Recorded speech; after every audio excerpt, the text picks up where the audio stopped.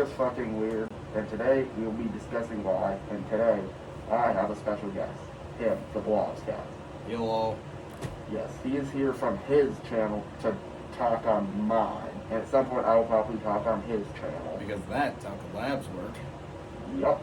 But anyway, again, he just did a disclaimer beforehand. We are both avid anime fans, as you can tell by our accessories here. What? I'm kind of obligated to wear this, because no one has ever seen my face. Well, that's besides the point.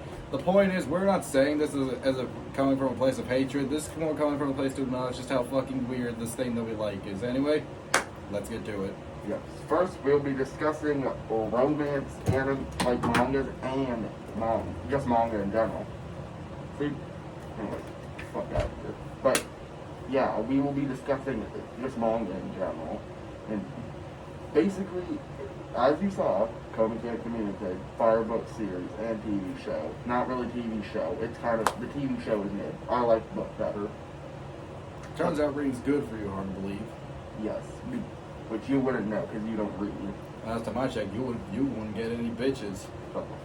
But anyways, basically it's about this, like, high school girl that's trying to, like, make friends when she has, like, fucking crippling social anxiety and, like, she has problems fucking talking, and she only really communicates with writing until this one guy comes along and is like, yo, I'll be your friend, and then over time they slowly grow their friendship to, like, I think we got 20 people now.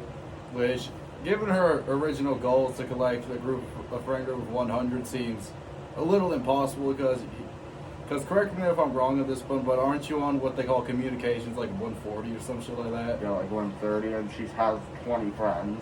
So if we do that math of 20 friends every 130 volumes, that would take like over 1,000, that would take over like 1,000 communications to get this shit like rolling.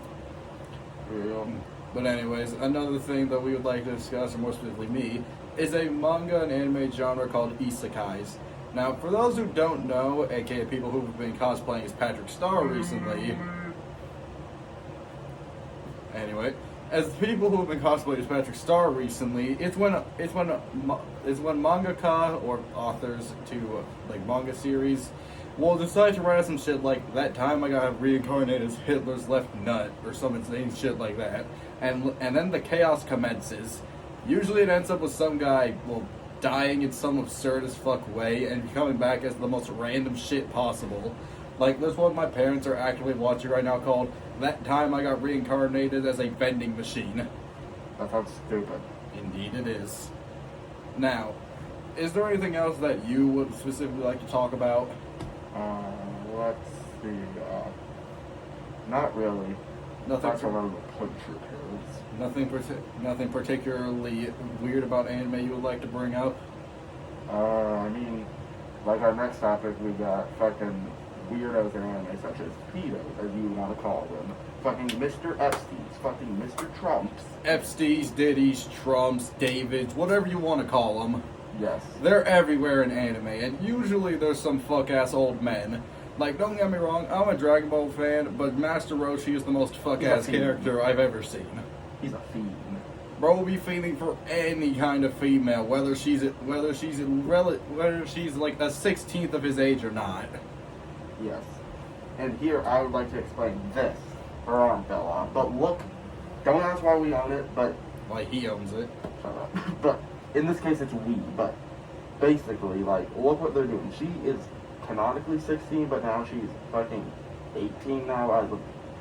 Like, is there anywhere between this and the fucking point? She's a child being... Look at this. Oh damn, that's bad. I'll show you too. Yeah, which, speaking of that, that's our next point in this. Anime love sexualizing children to the point where you think that the author needs to be put on some sort of list. Like, there's this one that I unfortunately had know decently well about this one anime called Miss Kobayashi's Dragon Maid, where it's just about a bunch of these dragons being just, they're like kind of human-esque or whatever. If you know what I'm talking about, you know what I'm talking about. And if you do know, there's this one tiny-ass dragon who's like the size of a fucking first grader. Mm-hmm.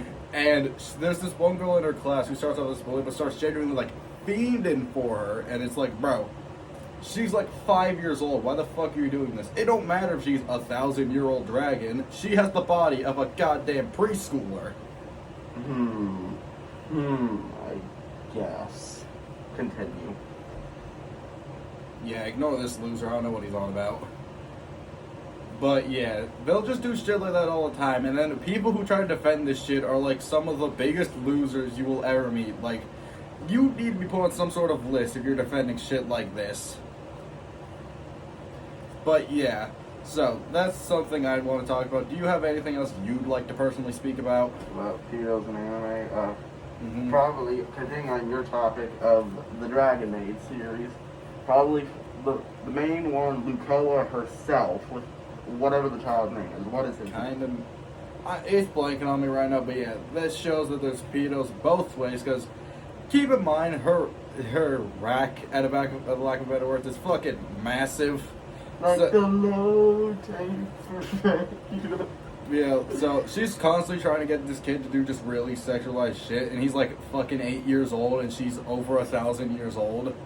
And at least he's saying no, but Mainly she doesn't 'cause really care. Mainly because he thinks she's a demon succubus from hell, when in reality she's a Quetzalcoatl, which, as a Mexican, I take offense to. Ching chong. But that's besides the point. The point is, anime is obsessed with sometimes obsessed with these old ass men or women trying to do shit to these children, where it's like, bro, I don't care if it's for laughs in your country. That shit's fucking weird. That's like if we made an entire anime about Sweet Home Alabama and tried to appeal it to the entirety of America. Like, sure, it might happen in some states, but just because these people want to fuck their cousins don't mean everyone does.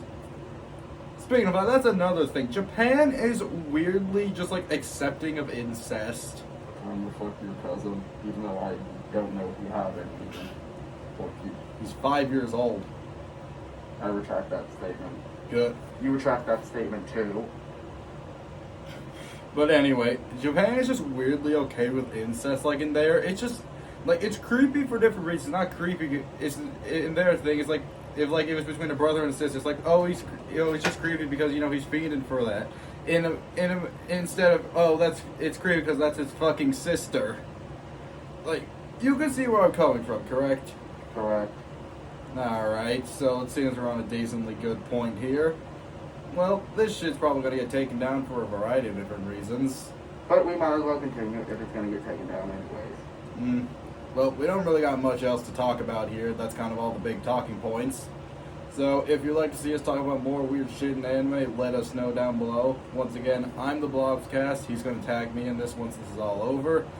But if you like the sound of my voice for some unknown reason, And mine too. for also some unknown reason, be sure to leave a like and comment. Like and follow, please. Like and follow for more of this moron shenanigans, and like and follow me to hear me yap about whatever the fuck. The last time it was talking about why Kinder Surprise eggs are fucking stupid. Anyway, that's gonna be it from us. Say goodbye.